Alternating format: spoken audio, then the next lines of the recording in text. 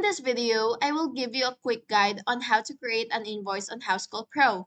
From the main dashboard, you have to click on Invoices. Just click that and then select the plus button or new invoice.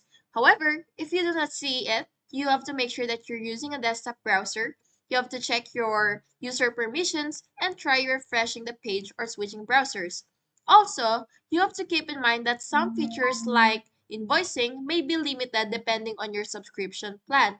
It could be because you don't have the full version yet or the full access because of your plan. So you have to double check that your account includes access to this feature. And once you're inside the voice invoice creation screen, you have to choose the customer and the job that the invoice is for. And you can add your line items, including services and products. Review the totals and make any adjustments. Then click send to email the invoice to your customer. And that's it. Please like and subscribe if this video helped.